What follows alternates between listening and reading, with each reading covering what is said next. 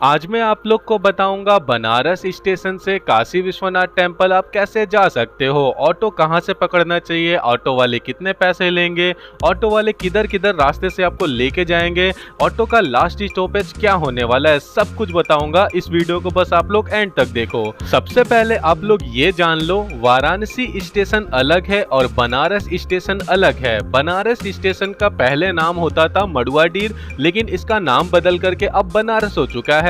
तो इसी में बहुत सारे लोग कंफ्यूज हो जाते हैं। वो पूछते रहते हैं बनारस स्टेशन से ऑटो पकड़ना सही होता है या वाराणसी स्टेशन से।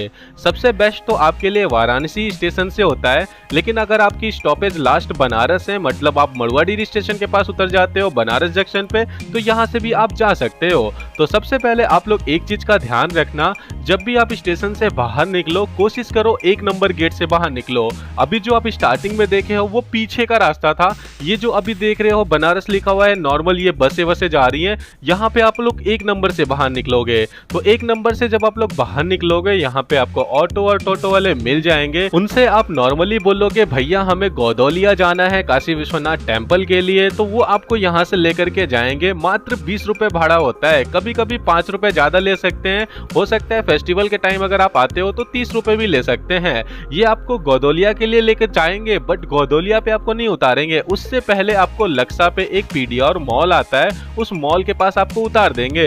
वो आप आगे चल के देखोगे, सब कुछ समझ जाओगे। अब आप लोग सोच रहे होगे यार 1 नंबर से अगर मान लो मैं नहीं निकला, पीछे वाले रास्ते से आ गया 9 नंबर मतलब 8 नंबर प्लेटफॉर्म पे आ गया, उधर से बाहर निकला, तो ऑटो का क्या प्रोसेस है। अगर आप उधर से निकलते हो तो ऑटो वहां पे आपको मिल तो जाएगा, लेकिन चार्जेस उसके बहुत ज्यादा होने वाले हैं। वो आपसे 200-250 रुपए मांगेंगे, फिर उसके बाद आपको छोड़ेंगे। वो थोड़ा सा लॉन्ग कट वाला रास्ता है, रास्ते थोड़े से बंद बंद से रहते हैं, ऑटो घूम फिर करके आता है। इसीलिए आप हमेशा याद रखना, जब भी आप बनारस स्टेशन पे आओ कोशिश करो 1 नंबर प्लेटफॉर्म से बाहर आने का।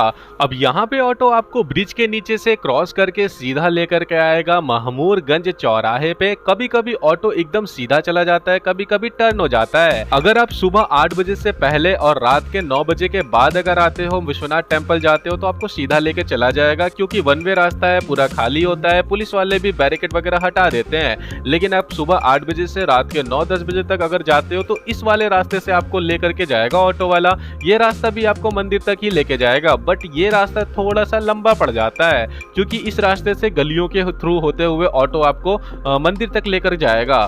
तो अभी यहाँ पे ये देखो सिगरा चौराहा है, हम लोग यहाँ से एकदम सीधे चलेंगे।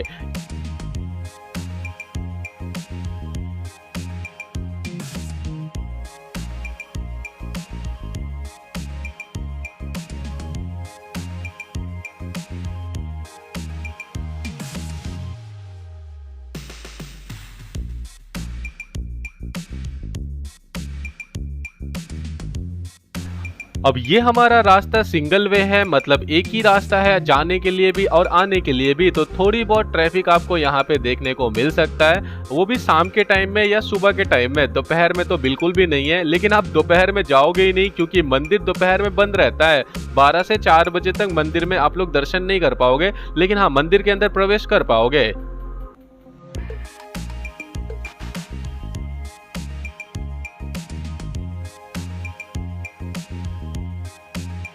यहाँ पे हमारी गाड़ी भाई गलियों के बाहर निकल चुकी है। यहाँ से टर्न हो जाएंगे हम लोग और सीधा भाई यहाँ से आधा किलोमीटर की दूरी पर है हमारा काशी विश्वनाथ टेम्पल।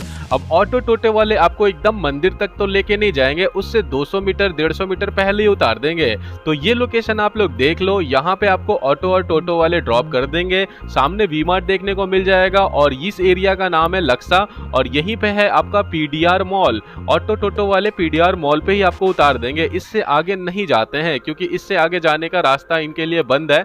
वैसे रिक्शा आप चाहो तो रिक्शा करके जा सकते हो, बट मैं सजेशन करूंगा कि आप लोग पैदल ही जाओ, क्योंकि ज्यादा दूर नहीं है। यहाँ से 100-150 मीटर तो पैदल चल ही सकते हो। ध्यान से देखो बहुत सारे लोग यहाँ से पैदल जा भी रहे हैं। हाँ, लेकिन अगर सुबह के टाइम आते हो तो हो सकता है पैदल चलने की जरूरत ना पड़े, ऑटो टोटो वाले सीधा आगे वाले चौराहे पे ही आपको उतार देंगे। क्योंकि दिन में क्या होता है ना, काफी ज्यादा ट्रैफिक होने की वजह से जाम ना लग जाए, ऑटो टोटो को बंद कर दिया जाता है। अब यहाँ सामने आप देख रहे हो ये जो बन रहा है, मेरे ख्याल से बहुत सारे लोग इसको बोल रहे हैं मेन गेट बनेगा काशी विश्वनाथ जी का, बट कुछ लोग बोल रहे हैं रोपवे से रिलेटेड कुछ प्रोजेक्ट है। अब बनने बनने के बाद कंफर्म होगा कि ये क्या बन रहा है। अगर आप यहाँ पे पहुंच चुके हो तो समझ लो आप लोग आ चुके हो गिरजाघर चौराहे पे।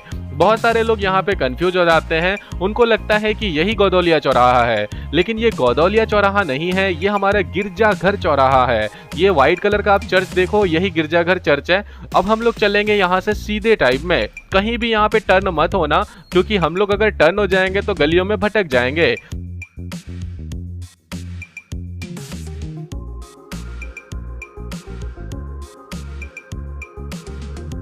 यहाँ पे अभी प्रेजेंट टाइम में रोपवे का काम चलने की वजह से थोड़े रास्ते खराब हैं, अभी सिंगल रास्ता है, लेकिन रोपवे बन जाने के बाद ये रास्ता काफी ज्यादा अच्छा हो जाने वाला है।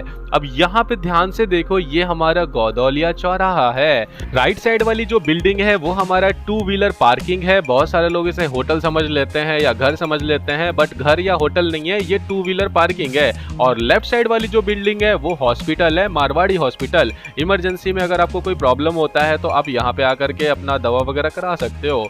बाकी अभी हम लोग चलते हैं एकदम सीधे, क्योंकि मंदिर के हम लोग बहुत ज्यादा क्लोज आ चुके हैं। अगर आप इसी रास्ते पे एकदम सीधा चले जाओगे तो आप पहुंच जाओगे घाट पे। दशाश्वमेध घाट भी है, आप वहां पे जाकर के स्नान कर सकते हो। स्नान करने के बाद वापस आकर के मंदिर में दर्शन कर सकते हो। मंदिर में जाने के लिए आपके पास 4 गेट है, चारों में से किसी भी गेट से आप मंदिर में जा सकते हो। अभी ये जो गेट है ये 1 नंबर गेट है, इसी के अंदर टर्न होने के बाद 2 नंबर गेट पे भी आप जा सकते हो। बाकी अगर आप 3 और 4 जाना चाहते हो तो उसके लिए दूसरा रास्ता है।